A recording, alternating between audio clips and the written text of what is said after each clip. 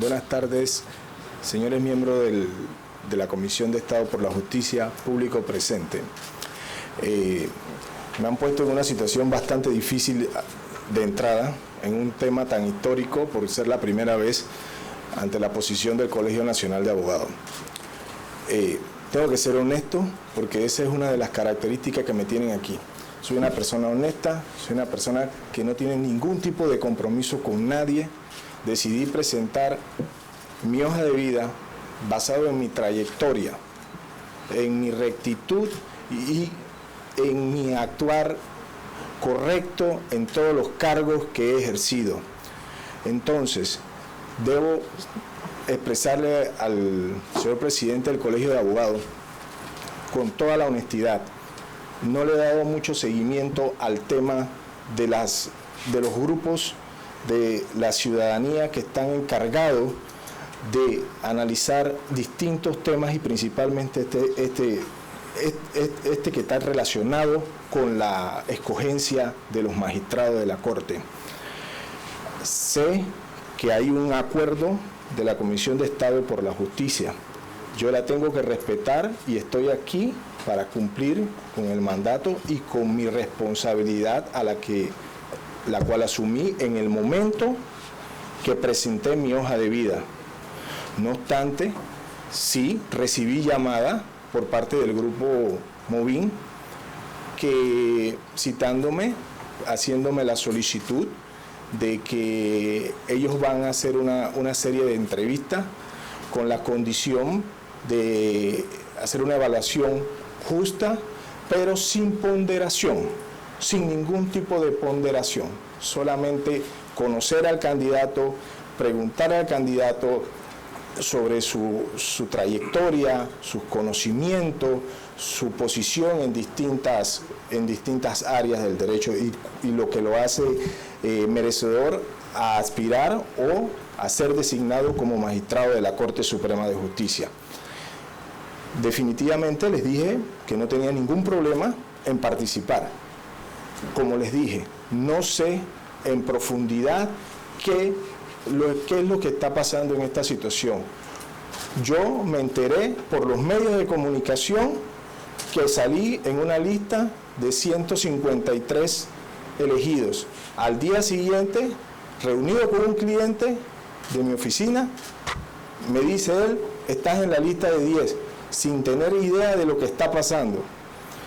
El jueves de la semana pasada recibo una llamada del licenciado Quirós, no lo puedo atender producto de mis múltiples ocupaciones. El viernes en la tarde recibo el comunicado con la firma de la nota de invitación del señor procurador de la administración, estableciéndome cuál era la metodología que se iba a utilizar ahí. Por tanto, pedirme a mí ahora que tome una decisión, o sea, yo estoy dispuesto a comparecer a donde me citen, porque ese es el objetivo, siento yo que es el objetivo, que la ciudadanía nos conozca, sepa quién somos nosotros, de dónde venimos nosotros, cuál es nuestra trayectoria. Eso es lo que yo siento. Así que, con todo el respeto, señor presidente del Colegio de Abogados, yo le dije que sí y que voy a participar creo que el próximo viernes o este viernes en una reunión que ellos me han citado. Okay. Buenos días, como reitero mis saludos a todos. Les agradezco de verdad que me den esta oportunidad para que conozcan quién es César Augusto Moreno Almanza. César Augusto Moreno Almanza es un ciudadano panameño, honesto, responsable, humilde, justo y sobre todo comprometido a cumplir con la Constitución y la ley. Soy chorrerano. Todos los días me levanto a las 3:30 de la mañana para llegar a mi trabajo a una hora correcta, como lo hice hoy, para poder estar aquí a las 8 de la mañana. Me gradué, cursé mis estudios primarios en la Escuela José María Barranco, primer ciclo en la Escuela San Martín de Porres. segundo ciclo en la Escuela Pedro Pablo Sánchez de La Chorrera, todos ubicadas en el distrito de La Chorrera. Soy egresado de la Universidad Latina de Panamá, donde obtuve el título de licenciado en Derecho y Ciencias Políticas y soy abogado idóneo en la República de Panamá. Sobre la base del cuestionario que se nos ha presentado, señor Procurador, que usted es el que me lo ha enviado y señores de la Comisión, debo manifestar en primer término que me encuentro en toda la disposición, como hice referencia hace unos minutos, de someterme al cuestionamiento público de mi hoja de vida, de mis ejecutorias y de mi vida privada, como ustedes quieran. Estoy a su disposición y a disposición de cualquier ciudadano que quiera saber quién es César Moreno.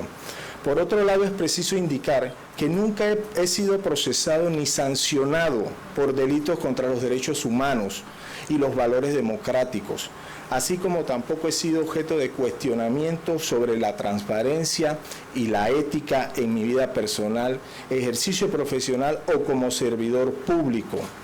En lo que respecta a mis conocimientos en las áreas que son competencia de la Sala Primera de la Corte, de la Sala Primera de lo Civil y de la Sala Tercera de lo Contencioso Administrativo, los mismos se sustentan en el ejercicio profesional, en mi ejercicio profesional que inicia en 1990, con mi ingreso al órgano judicial, el 16 de febrero de 1990, donde permanecí 16 años, ocupando distintas posiciones en la jurisdicción civil, específicamente en los juzgados municipales y juzgados de circuito del primer circuito judicial de Panamá.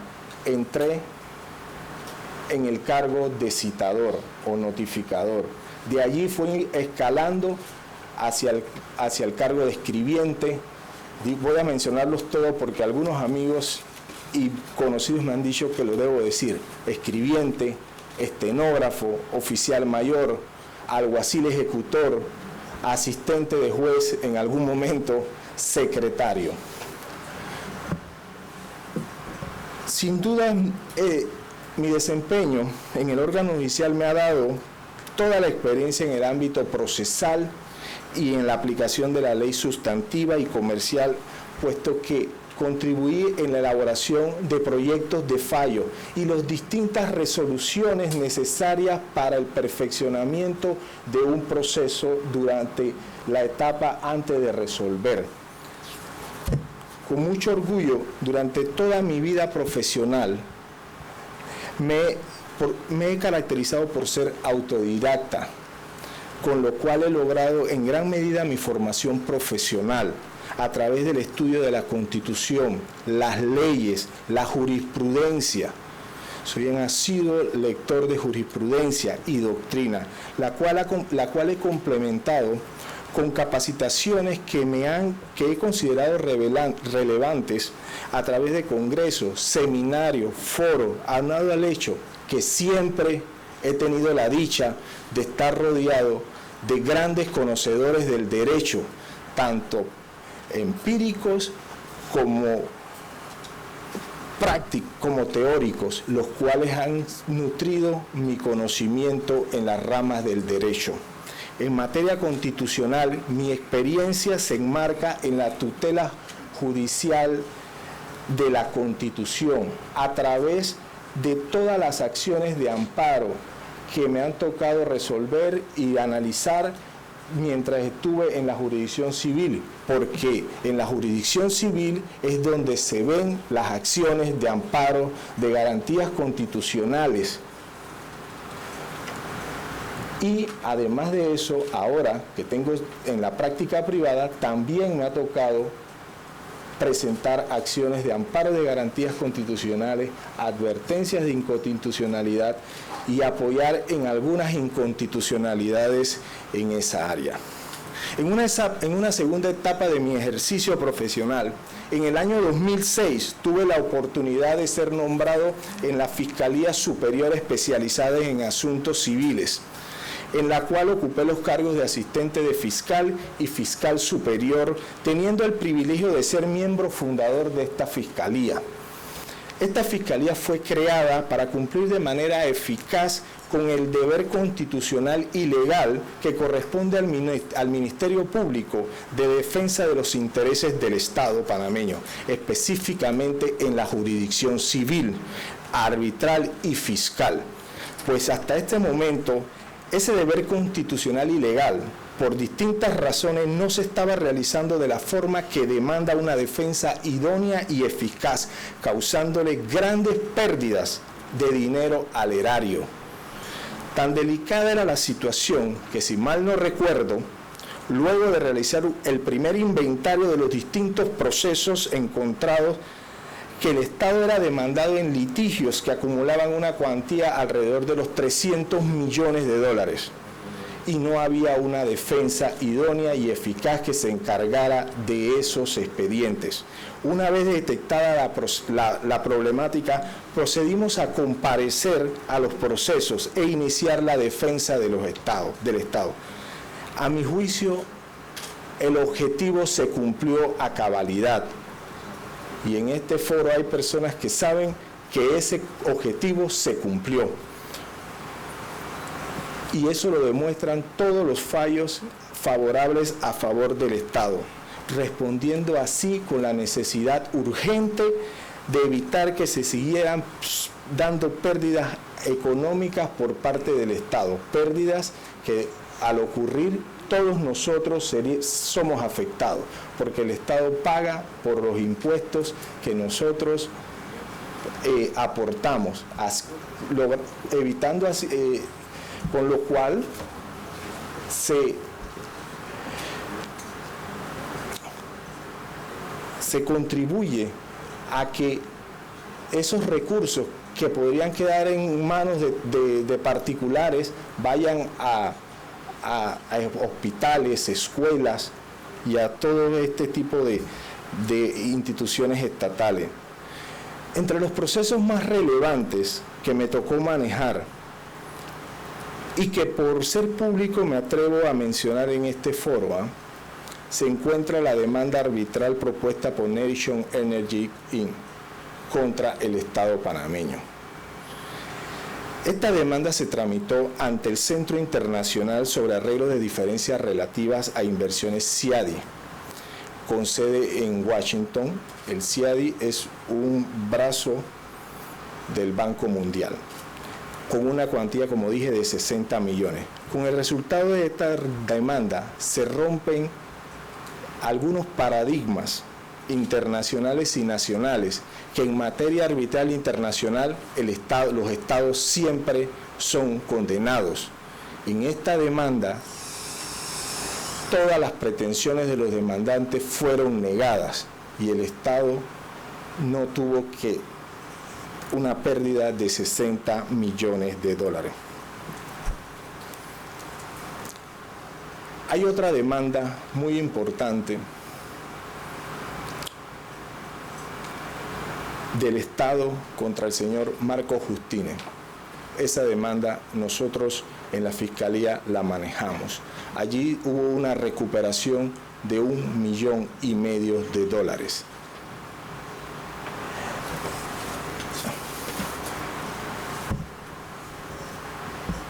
Dentro de esta Fiscalía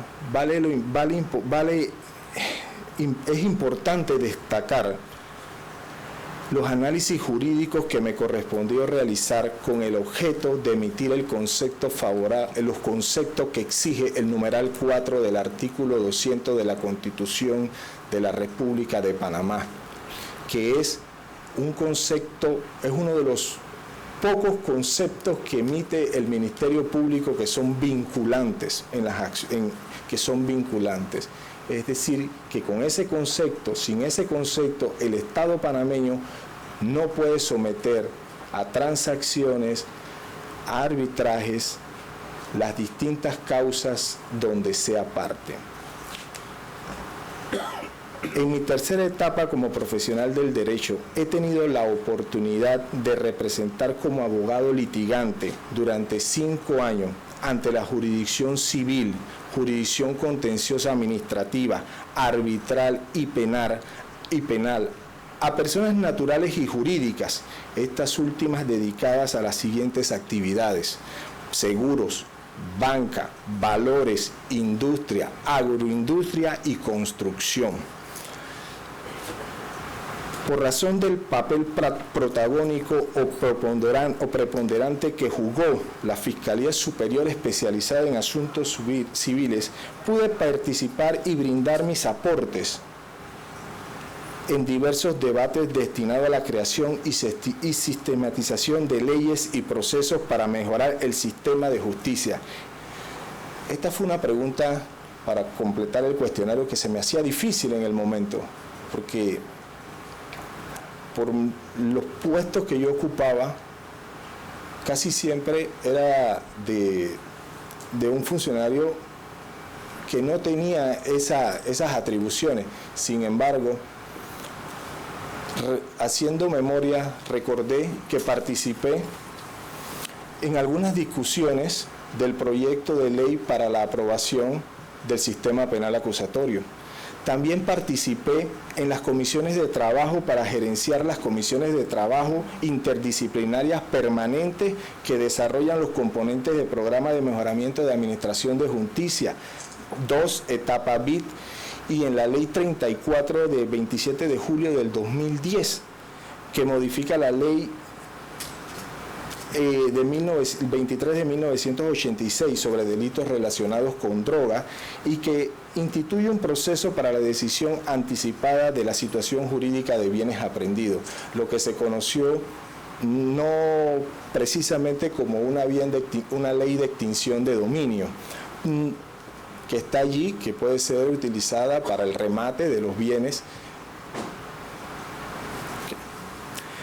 En cuanto a mi experiencia como docente, en mi carrera siempre me he dedicado a la docencia, pero no a la docencia tradicional, no a la docencia de las aulas de escuela, de universidades, sino la docencia de entrenar a cada uno de los colaboradores que han estado bajo mi mando o a mi lado.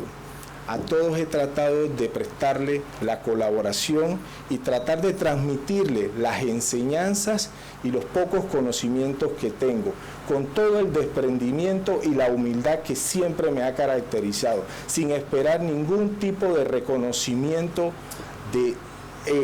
documentado.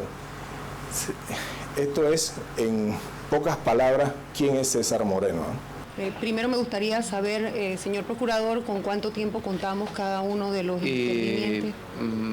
Bueno, no nos hemos fijado un tiempo, lo que sí queremos es que en un momento dado, pues, producto a las preguntas que vayamos haciendo, le demos la oportunidad a cada uno, sin que eso signifique que posteriormente puedan volver a hacerles preguntas. Gracias. ¿Y las preguntas que nos están llegando se las pasan ustedes? Sí, claro que sí.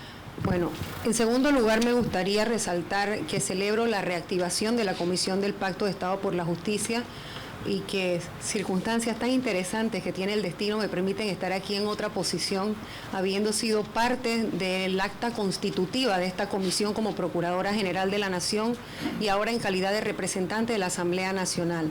En el año 2005, cuando se convocó el Pacto de Estado por la Justicia, producto de una grave crisis en el sistema de administración de justicia en Panamá, se convocó a los actores más importantes porque, como ustedes pueden ver, las instituciones que aquí están representadas son todas relacionadas con el quehacer de la administración de justicia, y la principal conclusión de aquel entonces fue que la administración de justicia en el país estaba en grave crisis, cierto, y que necesitaba una transformación total, pero que empezaríamos primero que nada por pedirle autorregulación a los presidentes de cara a que no había una reforma constitucional que permitiera un escrutinio más exhaustivo para la escogencia de magistrados, y se elaboró precisamente un perfil y se hizo todo un procedimiento que se le sugería al presidente en ese momento.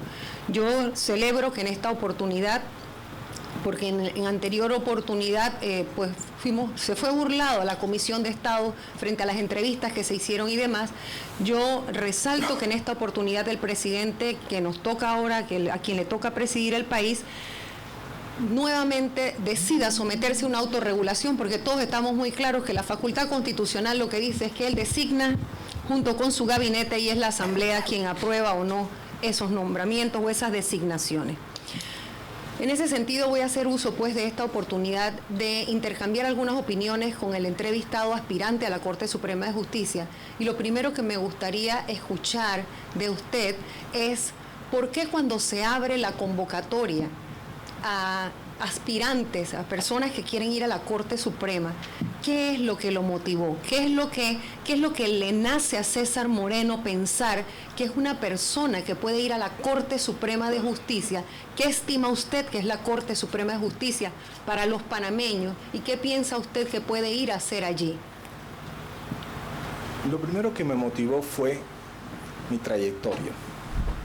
Me puse a pensar que había tenido una trayectoria de 16 años en el órgano judicial, 4 años en el Ministerio Público y ya tengo 5 años en la práctica privada.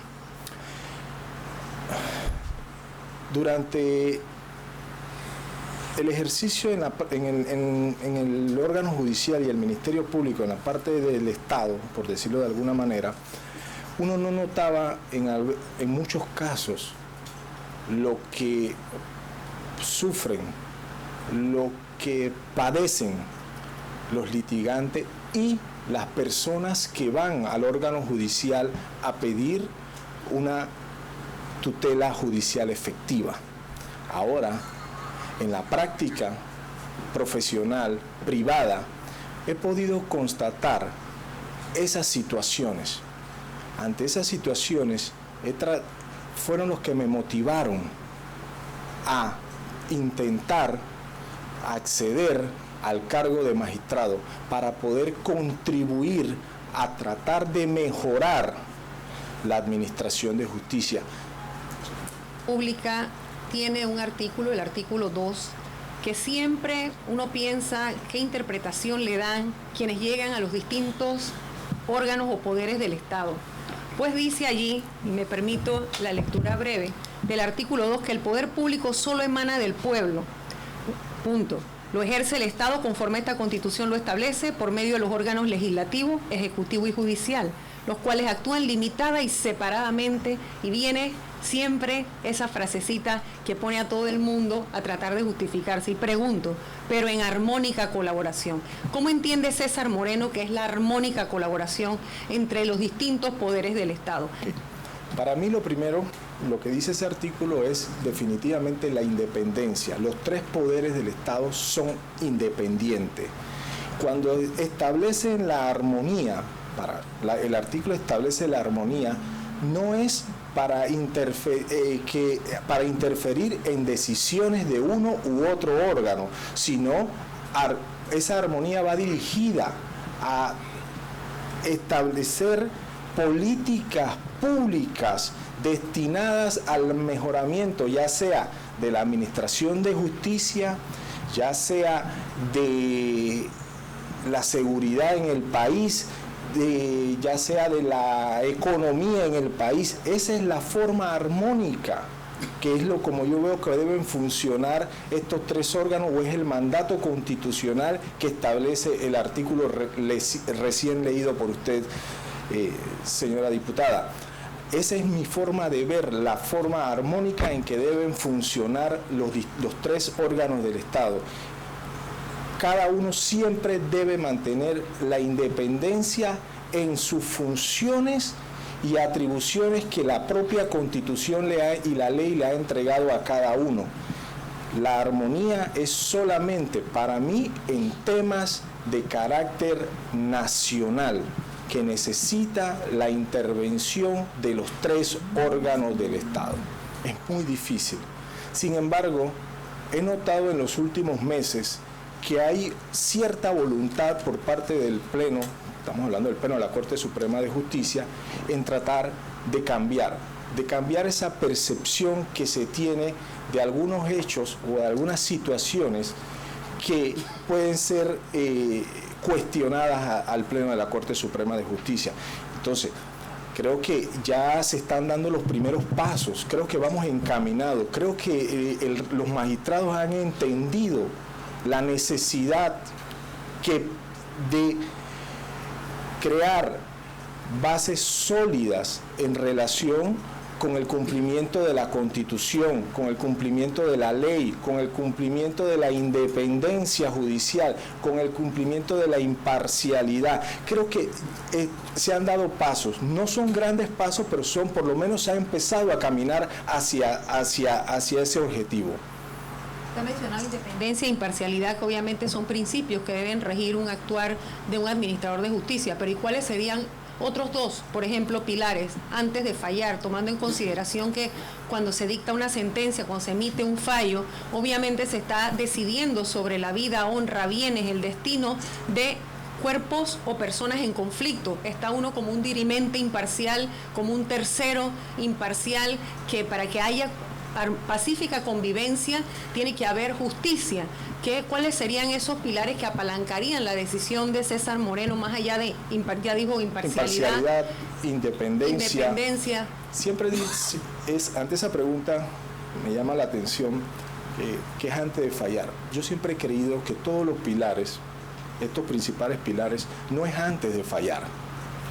Estos pilares se tienen que tomar en cuenta desde el momento que se le hace la carátula al expediente y llega a mano del juez, donde el juez ve las partes. Allí él tiene que analizar, uno, si soy independiente, si tengo algún impedimento, si voy a ser imparcial en este caso. Allí es donde empieza. Ahora bien, como estamos en el cargo de magistrado, estamos optando por el cargo de magistrado de la Corte Suprema, debemos entender que en ese momento ya los expedientes han llegado formados.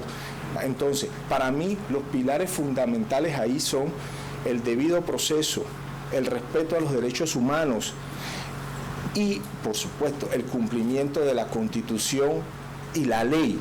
Y en los casos que haya necesidad de aplicar las convenciones internacionales aprobadas por Panamá, debemos aplicarlas. Gracias.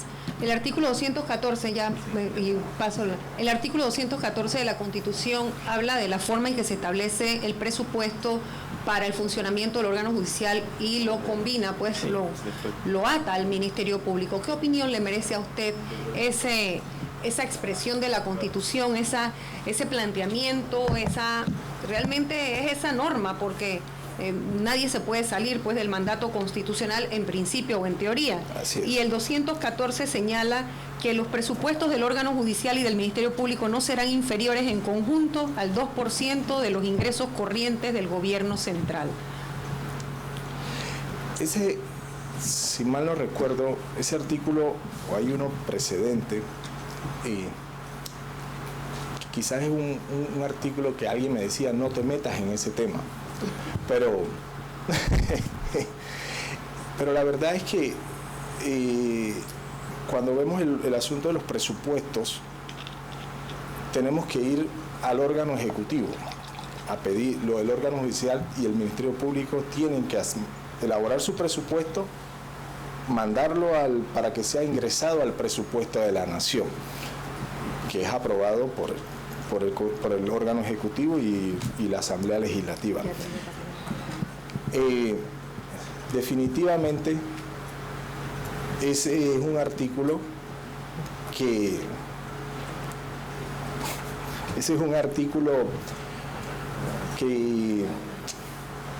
definitivamente, tengo que ser claro, nunca le he prestado mucha atención a ese asunto, del tema del presupuesto del Estado y principalmente del Ministerio Público y el órgano judicial. Ese sería, o sea, tendría que analizarlo a profundidad porque en mi trayectoria nunca he estado involucrado en esos asuntos. Trabajo en el Ministerio Público. En ese sentido, mis preguntas van a ser dirigidas más a criterios éticos y algún tipo de principios morales y básicos en el tema de administración de justicia.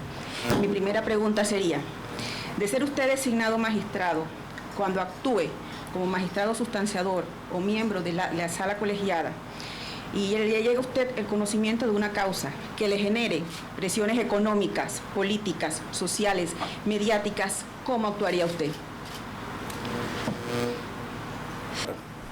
La única manera de actuar es conforme a la Constitución, al mandato constitucional, al mandato legal y respetando mis valores éticos y morales. Yo estoy aquí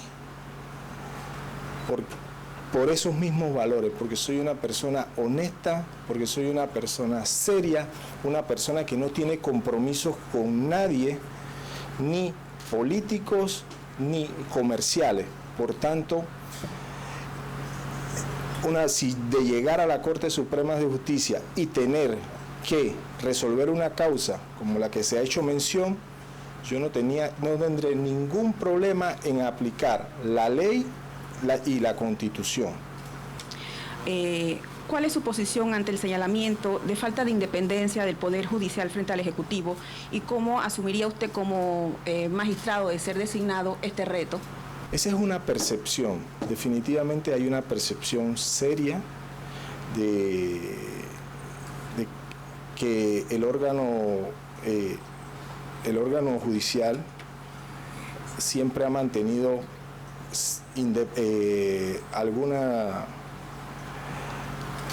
no ha sido independiente del órgano judicial, del órgano ejecutivo. Como lo dije hace unos minutos, mi independencia no está en duda. Mi independencia me la da mi trayectoria y no creo que en ningún momento se verá afectada por presiones de nadie. Tendrían que tener honestidad, responsabilidad, tendrían que tener vocación de servicio, vocación de cumplir la Constitución y la ley, vocación de trabajo, porque es algo que me ha caracterizado.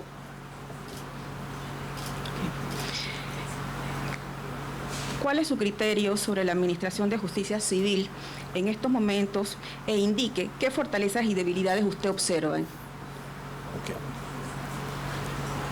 En este momento, la administración de justicia en la jurisdicción civil está adoleciendo de muchos problemas en este momento, como son la mora judicial. Esa es una de las principales debilidades de la jurisdicción civil. Pero eso tiene una solución, quizás no a corto plazo, sino a mediano y largo plazo, y ya se han dado los pasos en relación a esa situación.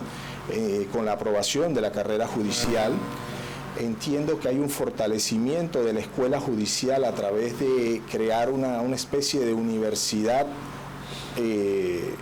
judicial. Además de eso, hay en la Asamblea ahora mismo un proyecto de ley que está en estudio, que es la justicia civil oral. Entonces, todo eso va encaminado a fortalecer y a mejorar la jurisdicción civil.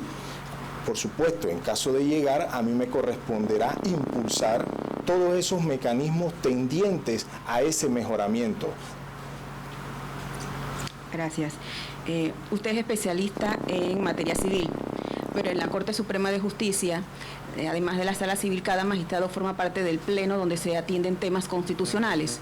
Entonces, mi pregunta va encaminada a conocer qué tanta experiencia, aunque ya lo adelantó en su primera intervención, qué tanta experiencia y conocimientos tiene usted en materia constitucional. Como dije en mi exposición inicial, mi experiencia está en haber manejado un sinnúmero de acciones de amparo de garantías constitucionales presentadas en los juzgados de circuito.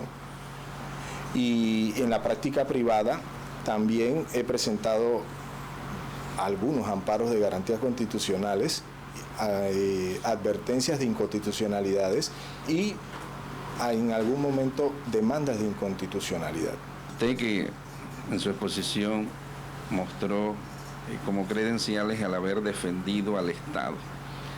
Usted sabe que el Estado, en su actuar a través de sus funcionarios, comete muchas veces y gran cantidad de veces errores que traen consigo demanda.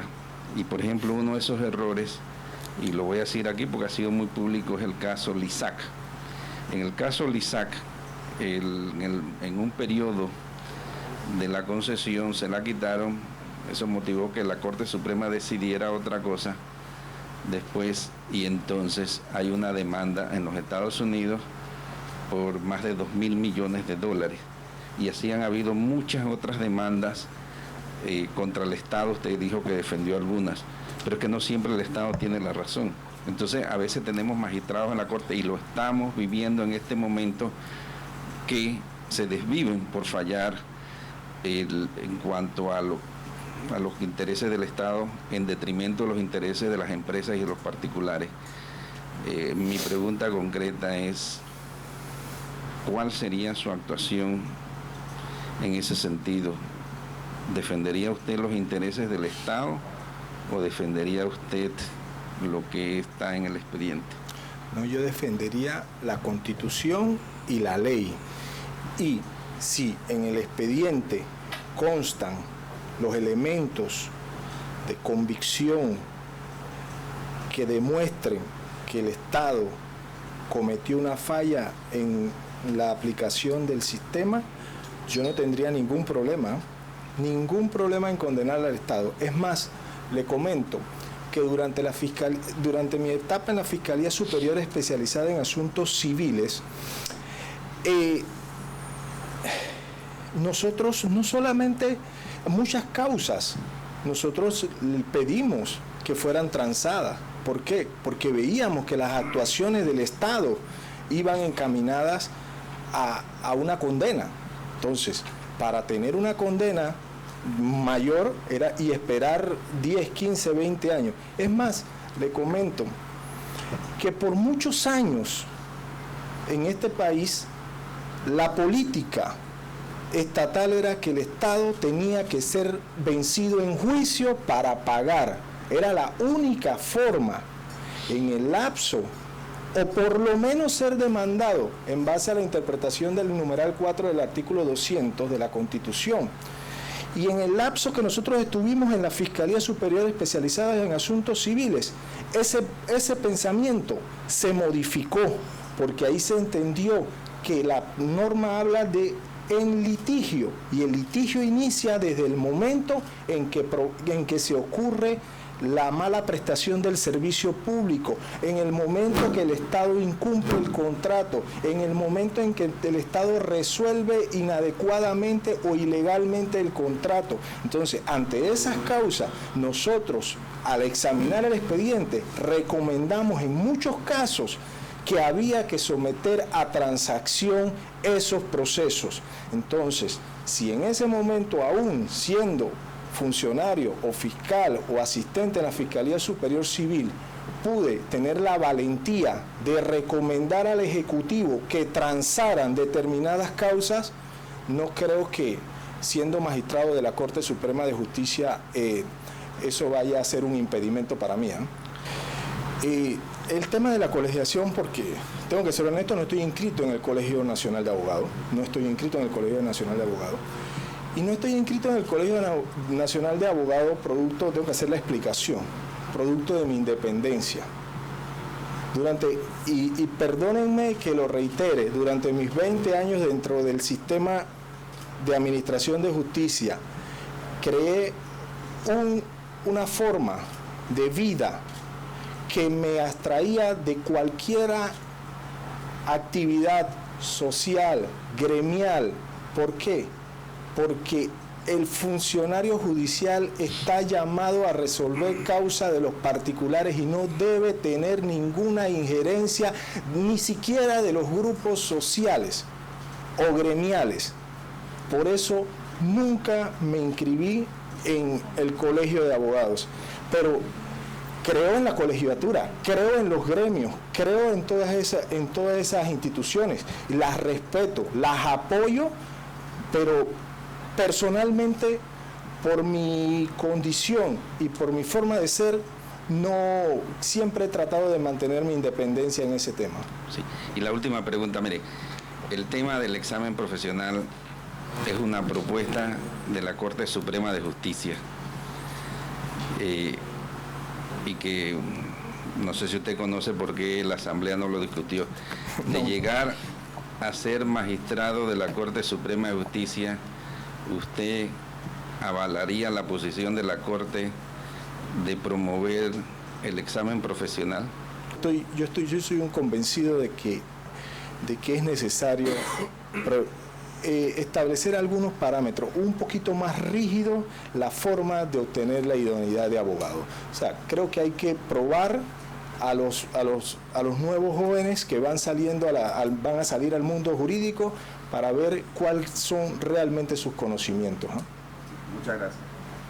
Porque la Constitución lo designa, lo establece, que es el gabinete, y el presidente con el gabinete es el vínculo que el Ejecutivo pueda tener y la fidelidad a esa designación que los magistrados después le profesan una vez siendo designados al Ejecutivo. ¿Qué haría usted si el presidente, siendo magistrado de la Corte Suprema de Justicia, le llama por teléfono y le plantea que le favorezca un caso, el que usted es el ponente de ese caso?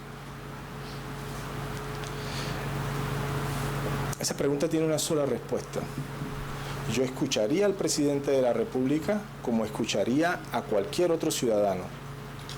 Cualquier miembro yo lo escucharía.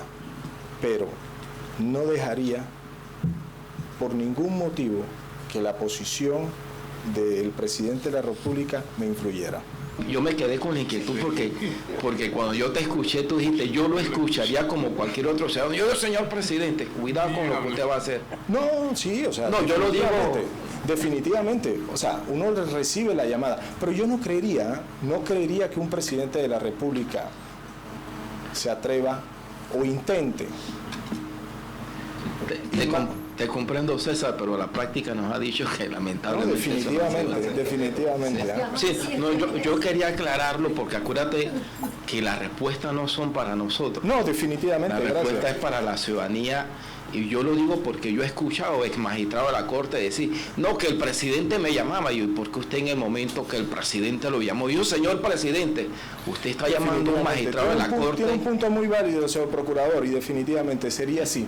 Mi posición sería esa. Si es un tema para cumplir con el artículo 2 de la Constitución, se puede escuchar y se puede conversar con el presidente de la República. Sin embargo, si es por un tema como el que ha explicado el licenciado Lee, por supuesto que no. Por supuesto que tendría yo inmediatamente que establecerle que hay una ruptura de las disposiciones legales, de independencia también en ese tema. Vale la aclaración. Además, usted sabrá que ocupa en Latinoamérica el primer lugar en detenciones preventivas y a nivel mundial el tercero.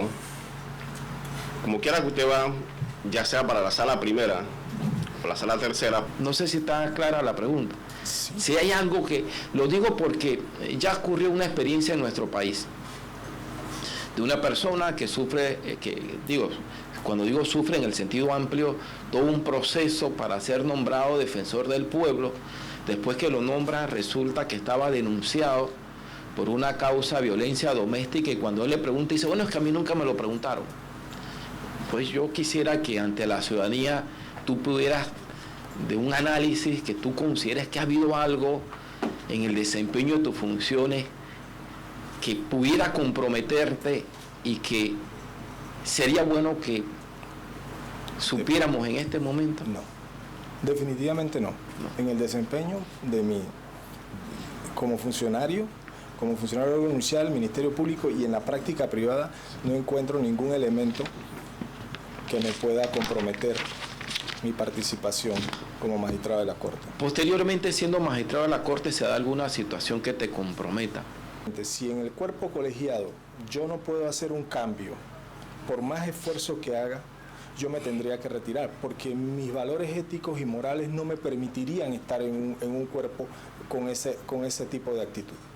Bueno, entonces hago una pregunta. En la ley, en el Código Judicial, hay una serie de prerrogativas para altos cargos del órgano judicial y la Procuraduría General y el Procurador de la Administración. Y yo no me canso de decir esto porque ahí están, el tema de los 100 galones de combustible. Creo que es que la ley permite y le reconoce que los magistrados de la Corte y ciertos magistrados de los tribunales superiores, en el caso del Procurador de la Administración, para citarme yo, César Moreno, ¿Usted qué le diría al país? Lo nombran magistrado de la Corte y tiene esa prerrogativa y traer vehículos exonerados. Comprométase ante el país. No, yo me comprometo. Es más, ya yo di muestra de eso. Que siendo fiscal superior especializado en asuntos civiles tenía derecho a algunas prerrogativas. Y nunca hice uso de esas prerrogativas. Jamás hice uso. Y en este caso de ser nombrado, tampoco las haría. Creo que eso es un exceso. Sabemos que los indultos es una prerrogativa, es una atribución que tiene el presidente de la República. Los indultos, la Constitución es clara. Los indultos solo serán por delitos políticos. Las características son, uno, que sean delitos políticos y que la persona tenga sentencia ejecutoriada. Si no se cumple con el precepto constitucional, yo no estaría de acuerdo y sería el primero en no avalar ese tipo de indultos. ¿Pero en qué momento, César? ¿Cuando está el presidente o después que se va? En el momento que me toque la causa. ¿Por qué? Porque yo no creo que los magistrados no pueden actuar de oficio. Sí, no, claro. Los magistrados, tengo que esperar que alguien presente la acción de inconstitucionalidad de la resolución. Sí. Tendría, pero si queda, yo no tendría ningún problema. Sí. Les reitero, mi posición aquí es una posición valiente en busca de participar en tratar de hacer un cambio. Voy a intentar de hacer un cambio. Y eso es en pocas palabras, ¿cuál es mi intención de llegar a la Corte Suprema de Justicia? ¿Y estarías en capacidad de decirle a la sociedad, ven acá, yo me voy, yo no espero? Sí. No, yo no, disculpe, sí, definitivamente. Que esto es una audiencia pública. Pero estamos calibrando tu sí, principio, tu formación. Definitivamente. Es más, y creo que mi nombre puede ser uno de los nombres más sorpresivos. O sea, es más, yo ni siquiera, no estoy muy claro qué hago aquí. Bueno, yo presenté mi hoja de vida, salí en la lista. Cuando se dio la lista, estaba con un cliente, el cliente me reclamaba, me vas a dejar mis arbitrajes tirados, tengo que contestar un arbitraje esta semana, 2 arbitrajes esta semana, y yo le digo, no, o sea, la lista yo presenté, bueno, para intentar, 150, salí de la reunión, llego a mi oficina y estoy entre los 10, o sea, ese es César Moreno, este es César Moreno el que ustedes tienen. Sí. Tendría que analizar, yo desconozco, tengo que ser honesto, yo desconozco por qué fue cerrado ese caso que mencionan las personas. Tendría que analizar si se dan los presupuestos procesales, legales y constitucionales para la apertura del mismo. Sí, fíjense que históricamente siempre sale a relucir lo del caso Semis. Aquí está el ex magistrado que le dijo al país, después de este fallo el país no va a ser el mismo, ¿no? Cuando la Corte cerró el caso, después que la Corte había dicho que los diputados no tenían inmunidad. La procuradora que lo abrió. Ah, sí, la procuradora que pidió la reapertura y se reabrió, pero después creo que lo cerraron. Pero ¿qué opinión tienes tú con esas contradicciones de los fallos? Que a veces la Corte dice una cosa, después dice otra, y los mismos que firmaron una cosa vuelven y firman todo lo contrario. ¿Cómo tú le llamarías la atención al resto de tu... Por supuesto. Oiga, usted ayer dijo una cosa y cómo está firmando. Por supuesto, yo creo que tenemos que ser, en eso tenemos que ser serios en eso, en el tema de la jurisprudencia. Tenemos que ser constantes, y el momento que si va a ser variable, tiene que ser con sustento. Tiene que ser un planteamiento de peso. Mire, es muy difícil ahora en la práctica privada, cuando tú encuentras clientes que tú les tratas de explicar cómo funciona, porque hay personas que saben, conocen la Constitución, conocen las leyes, conocen el procedimiento y te preguntan como abogado, si aquí está esto, ¿por qué salió esto? Eso no es fácil. Y por eso es que una de las motivaciones que me ha llevado a mí, porque como les decía hace un tiempo atrás, como funcionario, bueno, uno dicta el fallo, se firma, bueno, y que las personas lo reciban y y ya verán cómo lo resuelven allá. Pero ahora, del lado de acá, como abogado, estoy viendo los avatares, estoy viendo los problemas de que un cliente te diga, César, dime, esto, la norma dice esto, la Corte se ha pronunciado de esta manera. ¿Y ahora qué pasó? Otra pregunta que me hacen del público dice, ¿conoce alguna ley en materia de pueblos indígenas? ¿Tiene o cuenta con estudios en materia de derechos humanos? Esa es una... No cuento no conozco el tema de la materia indígena.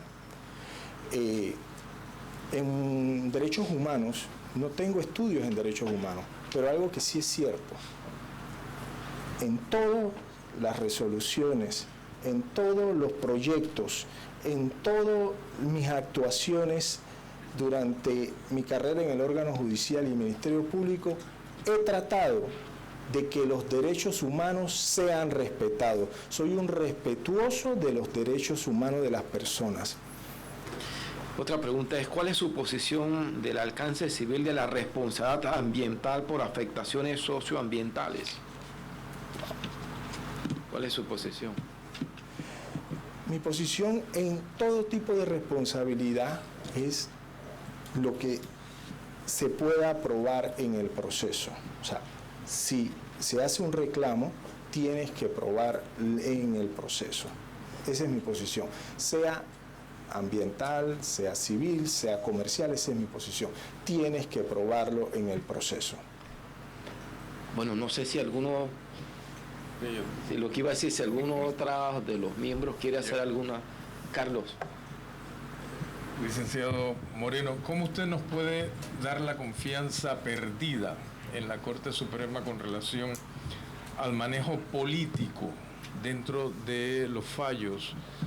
Permanentemente y más recientemente encontramos que hay demandas contra diputados que están en el seno de la Corte Suprema de Justicia y se reabren cuando los diputados tienen fallos contra los magistrados.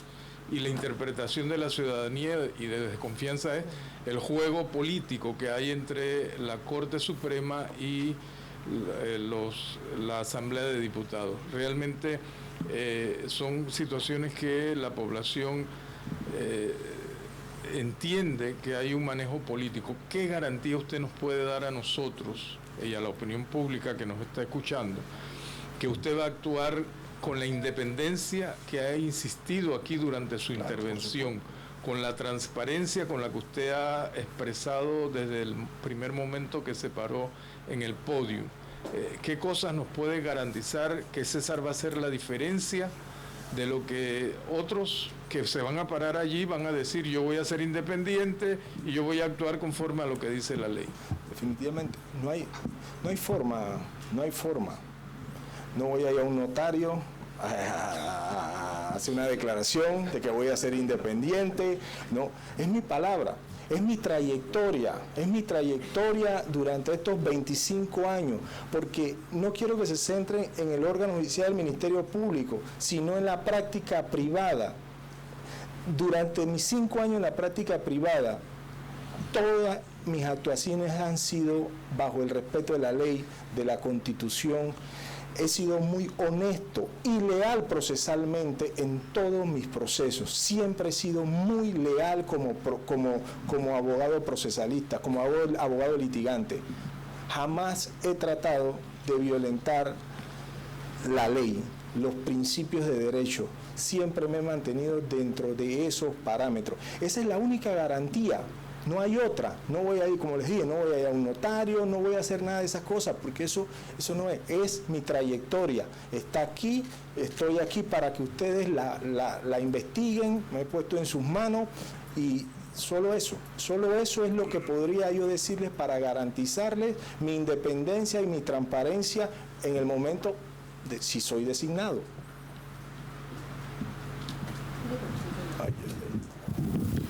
Licenciado César Moreno, ¿cómo manejó usted en la firma su decisión de aspirar a este cargo? ¿Usted pidió permiso, consultó, habló con los socios? ¿Cómo manejó usted esto? Esa fue una decisión particular. Yo decidí presentar mi hoja de vida. Cuando salió la lista, eso fue un problema. Me brindaron todo el apoyo, hubo muchas emociones, se sintieron muy contentos y quizás no han hecho esa pregunta. Esto para la firma es un problema. Es un problema lo que está pasando, porque en caso de yo ser designado, yo tendría que entrar el 2 de febrero a la Corte Suprema de Justicia. El 2 de enero. Ustedes no tienen idea de la cantidad de procesos que yo manejo. ¿Y alguno de esos procesos guarda relación con algún conflicto ambiental en el que la firma tenga grandes intereses? Nosotros no son grandes intereses. Nosotros sí manejamos un cliente que tuvo un problema ambiental. Nosotros sí manejamos un cliente que tuvo un proceso ambiental. Me permite de la pregunta que está haciendo la diputada. Quiero aprovechar el momento, que creo que la coyuntura lo da. Dice la firma, ¿cuánto vas a ganar allá? Tanto. Yo te voy a dar un poco más. ¿Qué decides tú? Si ya te dice el presidente, yo quiero que tú seas magistrado y te pone la firma acá. ¿Cuál es la decisión de César? Ya yo había pensado eso. Ya me pasó. La respuesta para el país. Ya me pasó. Esa situación ya yo la viví. Ya yo tomé la decisión. En caso de ser designado, aún que la firma me ofrezca mucho más, yo decido mantener mi posición de quedarme como magistrado de la Corte. Ya me pasó. Cuando salí del Ministerio Público... ¿Cuándo salió del Ministerio Público? En el año 2010. ¿Por qué salió? Porque se presentó la oferta laboral en la firma. Se me ofreció aumentarme el salario, pero dije no. Ya ¿En el Ministerio Público? En el Ministerio Público. Yo dije, no, ya yo di mi palabra de que me voy a asumir el reto en la parte privada. De lo que estás explicando, debo entender que te ibas a ganar menos dinero que el que se estaban ofreciendo en el Ministerio Público. Así es. Muy bien. Los últimos 10 años, bueno. En el sentido de si es solo ejercicio laboral de tu vida profesional o usted tiene acciones en empresas, tiene participación accionaria en algún lado, tienes beneficios, dividendos. Los ingresos de César Moreno son lo que gané en el Ministerio Público en los 10 años, en los últimos 5 años, lo que he ganado en la firma. Yo no soy miembro de ninguna sociedad anónima, no soy director, dignatario, suscriptor, agente residente, no tengo acción en ninguna sociedad anónima. Como les comentaba, yo he mantenido la misma forma de actuar dentro del órgano judicial del Ministerio Público, de lealtad y de mantenerme en una sola posición, en una sola pieza en mi ejercicio en la firma. Yo tengo un contrato laboral que me dice que tengo que trabajar para ellos y yo respeto ese contrato laboral. Yo, a sabiendas que podría, porque no tendría ningún impedimento de iniciar algún tipo de negocio, cualquiera de esas cosas, yo no lo he hecho, porque podría en algún momento crearme algún tipo de conflicto de interés en algunas situaciones y no quiero a mi empleador ponerlo en una situación incómoda. Okay.